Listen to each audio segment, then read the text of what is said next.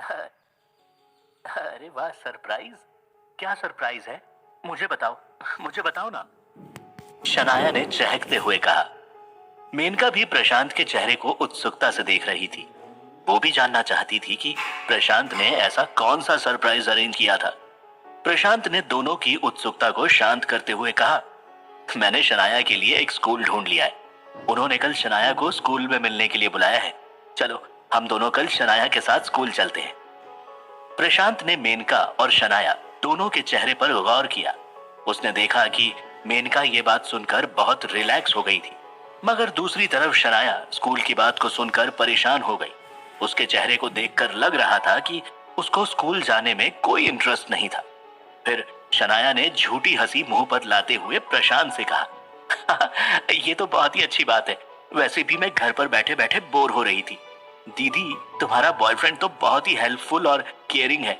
उसने कितनी जल्दी ये स्कूल की प्रॉब्लम सॉल्व कर दी। शनाया ने मेनका की तरफ मुस्कुराते हुए कहा, हाँ, वाकई में ये बहुत बड़ी बात है।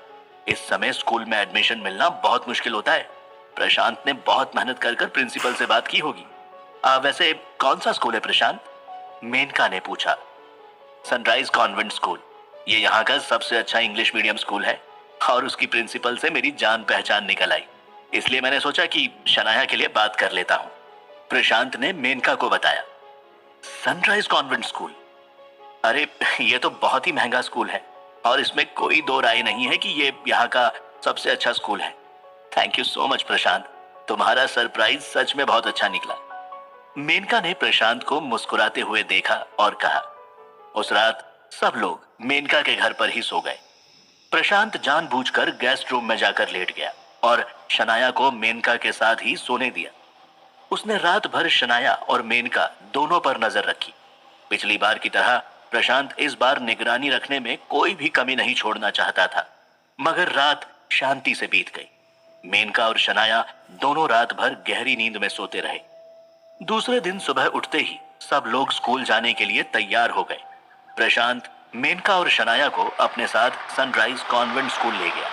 वहां पहुंचते ही प्रशांत ने प्रिंसिपल से बात की। प्रिंसिपल ने मेनका और शनाया से कुछ सवाल पूछे और फिर उसने प्रशांत के भरोसे पर शनाया को एडमिशन दे दिया। प्रशांत, तुम तो जानते ही हो कि हमारे स्कूल में एडमिशन मिलना बहुत ही मुश्किल काम है और सेशन के बीच में मैं तुम्हारे लिए ये एडजस्टमेंट कर रही हूँ, मगर मैं एडमिशन की गारंटी अभी नहीं दे सकती हूँ। ठीक है, मैं एक हफ्ते इस बच्ची को स्कूल में ऑब्जर्व करूंगी। ठीक है, अगर उसे स्कूल अच्छा लगता है तब मैं अगले हफ्ते एडमिशन कंफर्म कर दूंगी। प्रिंसिपल ने प्रशांत से कहा, मैं आपकी बात से बिल्कुल सहमत हूँ। वैसे शनाया एक बहुत ही अच्छी लड़की है और मुझे पूरी उम्मीद है कि वो आपके स्कूल में एडजस्ट कर लेगी। मेनका ने प्रिंसिपल से कहा। प्रशांत और मेनका शनाया को स्कूल में छोड़कर घर आ गए। पहले तो शनाया ने मेनका से स्कूल में अकेले रहने के लिए मना किया, फिर मेनका के समझाने के बाद वो मान गई। मेनका ने शनाया को बताया कि वो प्रशांत के साथ स्कूल खत्म होने के बाद उसे आकर पिक कर लेगी। स्कूल से बाहर निकलते ही प्रशांत ने मेनका से कहा, मुझे तुम्हें एक इंपॉर्टेंट बात बतानी है शनाया के बारे में।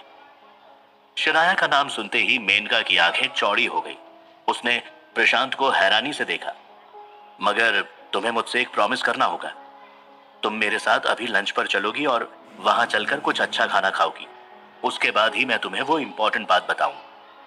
प्रशांत ने मेनका को देखते हुए बोला। मेनका ने गहरी सांस ली और फिर प्रशांत की बात को मान गई। प्रशांत उसे एक अच्छे रेस्टोरेंट में ले गया। वहां जाकर प्रशांत ने मेनका का सारा फेवरेट खाना ऑर्डर किया। खाना आते ही प्रशांत ने कहा, अब जल्दी से इस खाने को खत्म करो, तभी मैं तुम्हें आगे कुछ बताऊंगा। तुम बताओ ना कि क्या बात है? मेनका ने प्रशांत से पूछा। प्रशांत ने मेनका को आंखों से इशारा करके खाना खाने को कहा। मेनका मुस्कुराई और जल्दी जल्दी अपना खाना खत्म करने लगी। खाना खत्म करने के बाद मेनका ने कहा, अच्छा हुआ जो तुम मुझे इस रेस्टोरेंट में ले आए। कल की घटना के बाद तो मुझसे खाना तक नहीं खाया जा रहा था, मगर आज का दिन अच्छा रहा। शनाया को स्कूल में छोड़कर और खाना खाकर अब मुझे अच्छा लग रहा है। चलो, अब बताओ कि क्या जरूरी बात थी? मेरी बात को थोड़ा ध्यान से सुनना।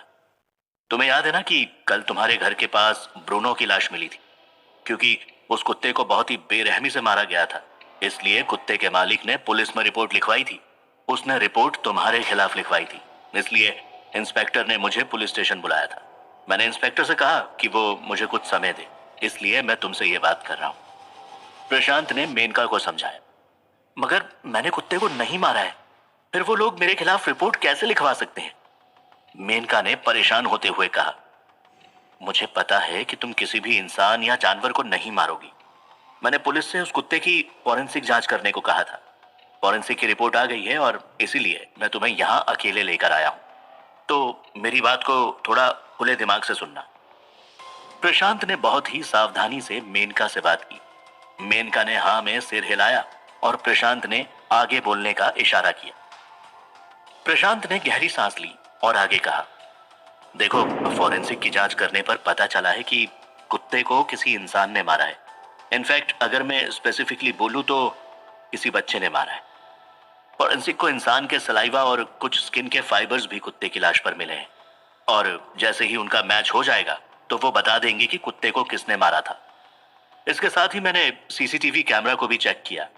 वो औरत ठीक कह रही थी, ब्रूनो तुम्हारे घर के अंदर ही गया था और फिर बाहर नहीं आया। मैंने सोसाइटी के बाकी सीसीटीवी कैमरा को भी चेक किया। ये घटना उस समय की है जब तुम पुलिस स्टेशन गई थी और शनाया तुम्हारे घर में अकेली थी। पुलिस तुमसे पूछताछ करने आएगी और वो शनाया का सैंपल भी चेक करेगी। इसलिए मैंने सोचा कि मैं तुम्हें पहले से ही अलर्ट कर दूं, क्योंकि मैं पुलिस के काम के बीच में नहीं आऊंगा। प्रशांत की बात सुनकर मेनका एकदम हैरान थी। उसके पैरों तले जमीन खिसक गई। वो प्रशांत की किसी भी बात का जवाब देने की हालत में नहीं थी। मेनका को अचानक शनाया के बाप की बात याद आ गई। शनाया के घर में आते ही उनका कुत्ता भी मर गया था। प्रशांत ने मेनका के हाथ को पकड़ा, फिर उसने मेनका को दिलासा देते हुए कहा, चलो, शनाया को स्कूल से वापस लाने का समय हो गया है। स्कूल से उसे पिक कर लेते हैं। बल्कि मेरी मानो तो तुम थोड़ा सतर्क रहो। शनाया से जितना कम हो सके उतना कम बात करना और उसके बिहेवियर को ऑब्जर्व ज्यादा करना। मेनका ने अपना सिर हिलाया। रेस्टोरेंट से निकलकर प्रशांत और मेनका शनाया को स्कूल से वापस लाने के लिए चले गए। जब प्रशांत और मेनका स्कूल पहुंचे तो स्कूल की छुट्टी हो गई थी। सारे पेरेंट्स अपने बच्चों को वापस ले जाने के लिए आ गए थे। प्रशांत ने गार्ड को शनाया का नाम बताया। नाम सुनते ही गार्ड एकदम चौंक गया।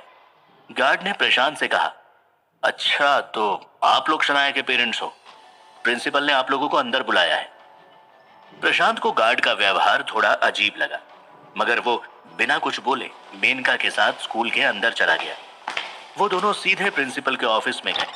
प्रिंसिपल के ऑफिस का सीन देखकर प्रशांत और मेनका दोनों हैरान हो गए। प्रिंसिपल के ऑफिस में शनाया और एक और बच्चा खड़ा हुआ था। दूसरे बच्चे के पेरेंट्स भी प्रिंसिपल के सामने बैठे थे और बहुत गुस्से में लग रहे थे। दूसरा बच्चा बहुत ही ज्यादा घायल था।